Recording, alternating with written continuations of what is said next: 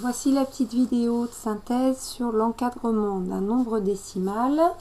Donc on va voir deux types d'encadrement. Donc ici on va commencer par l'encadrement à l'unité et la valeur approchée, et ensuite on fera l'encadrement au dixième. Donc encadrer un nombre, c'est trouver un nombre qui est plus petit et un nombre qui est plus grand. Donc il va falloir trouver une valeur inférieure et une valeur supérieure. Et alors, ces valeurs, je veux une norme, c'est-à-dire je veux qu'elles soient à l'unité. Donc à l'unité, ça veut dire qu'elles soient au maximum en nombre entier. Donc, comment encadrer à l'unité un nombre décimal? Le nombre inférieur, c'est ce qu'il y a de plus simple. Il suffit de prendre la partie entière, puisque 24 est quelque chose, 24,3627, est plus grand que 24, mon nombre entier inférieur. Le nombre entier supérieur, c'est tout simplement l'unité supérieure que n'a pas dépassé le nombre qui est ici, puisque c'est 24 plus quelque chose qui est plus petit que 1. Donc il ne dépasse pas le nombre 25. Donc l'encadrement à l'unité est fait.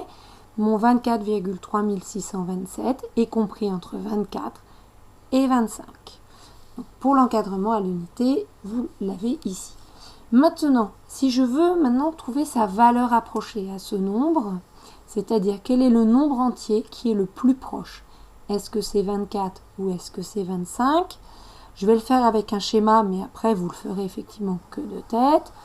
Imaginez ma droite graduée, donc je suis entre 24 et 25. Je place le milieu, puisque c'est le milieu qui va déterminer comment donner la valeur approchée. Le milieu entre 24 et 25, c'est 24,5. Un demi, c'est 0,5. Et donc maintenant, il suffit de savoir dans quelle partie de mon unité se situe mon nombre. Donc, pour cela, je vais regarder le chiffre des dixièmes. Donc ici, c'est 5 qui indique le milieu. Et là, c'est 3. 3 étant plus petit que 5.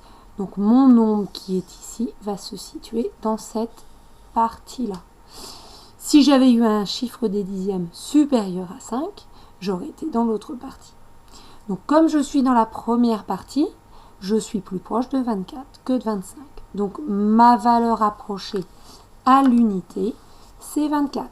Valeur approchée à l'unité, 24.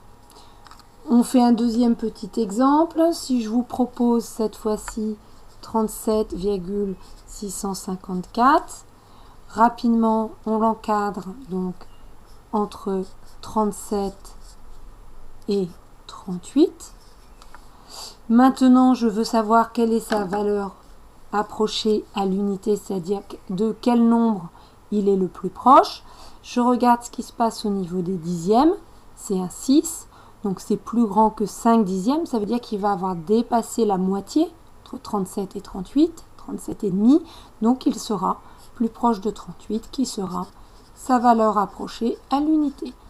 Donc voilà pour les encadrements et les valeurs approchées à l'unité. On fait la même chose